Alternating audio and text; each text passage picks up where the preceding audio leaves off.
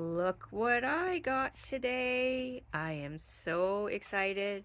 I've wanted this for so long. Here it is. I've taken it out of the box. It came all in one piece, so I did not have to assemble anything. And one thing that I thought was really cool is we were given a full sheet of Teflon. I almost bought one of those. I'm glad I didn't, because now I have a full sheet that came with it. I noticed that right now it is in like this down position. So like when I try to pull out the tray, it's like right against the top. So obviously during packing, they must have it set up so that it's the plate and the bottom are together instead of raised. I was surprised to see the plug is only 2-prong. I was expecting something this heavy duty to be 3-prong, so that is cool. As you can see, I had to set this up. Same with my Cricut. I had to put a table up in front of my fireplace in order to be able to do some crafting, because my place is so small. Like, I live in a townhouse and it's like super small.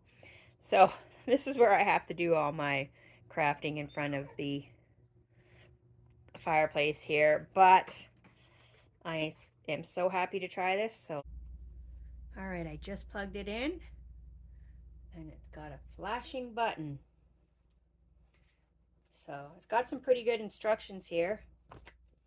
You have to press the actual power on.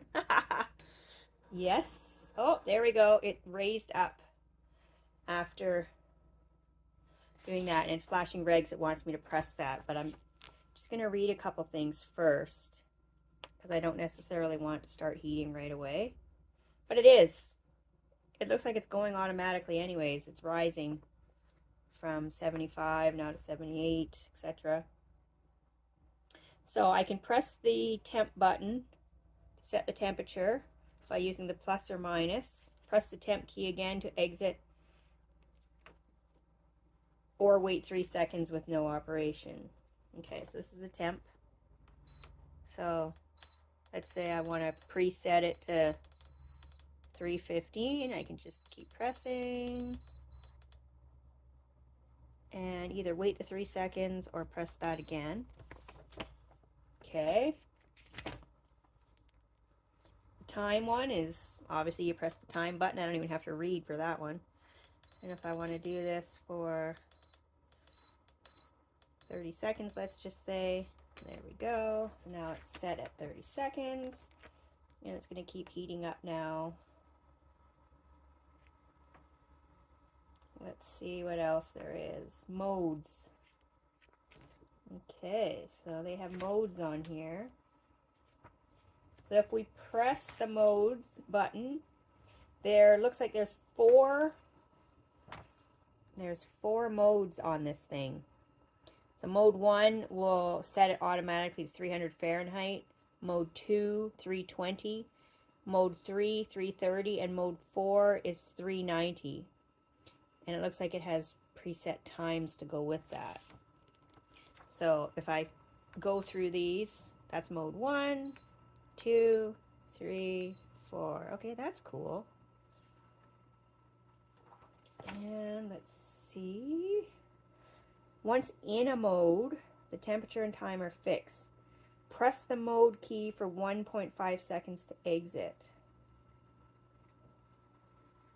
And now there's a custom key, which is this one right here. Press the custom key for 1.5 seconds to exit. So I guess this is just me. I can preset what I want here. So I'm not going to do it right now. But if there's a couple temperatures you use all the time, like I'll probably set some for infusible ink and certain times. And then there's an auto button. The auto key is to start automatic ironing, and the display icon lights up.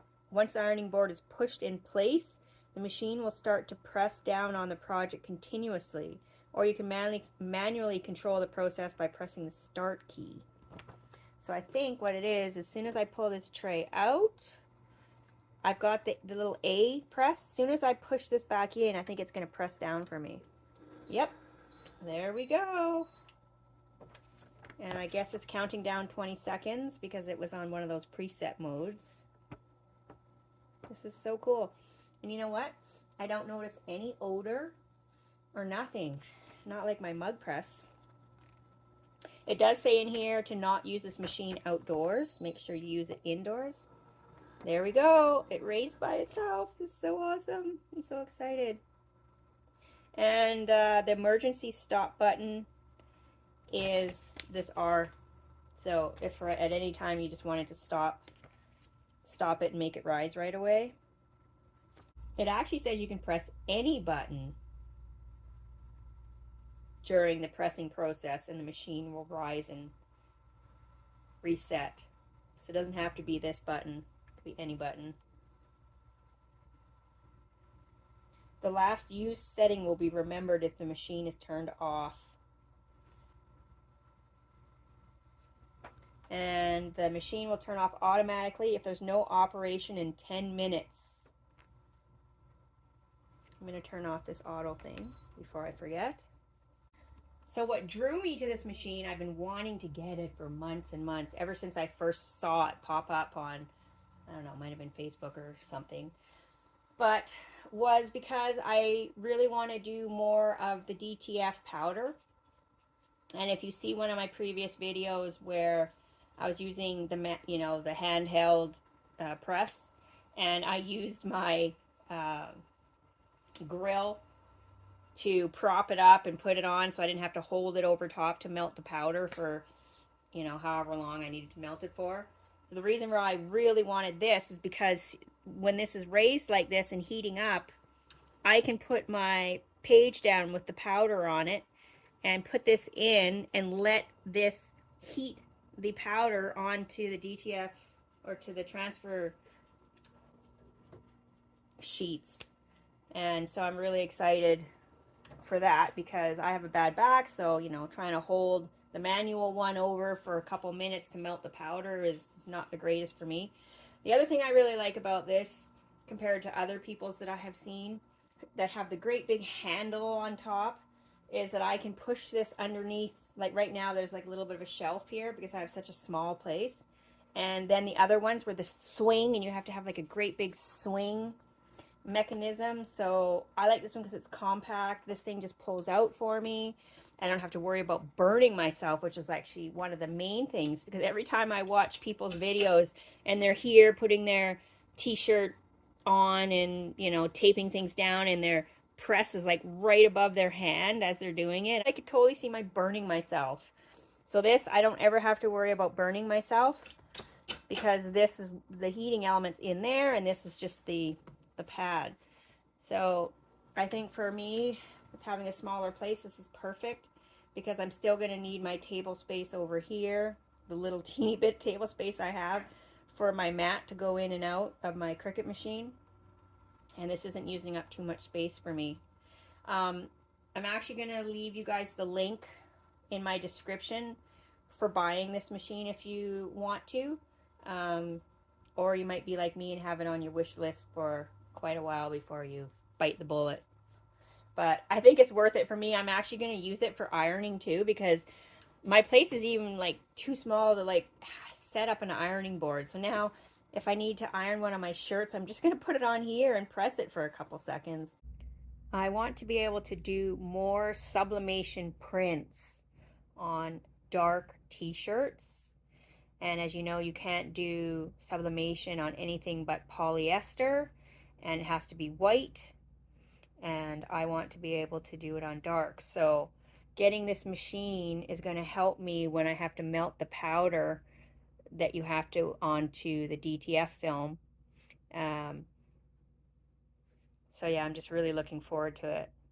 I have a video on when I did this using the other method with the manual press and having to hold it above to melt.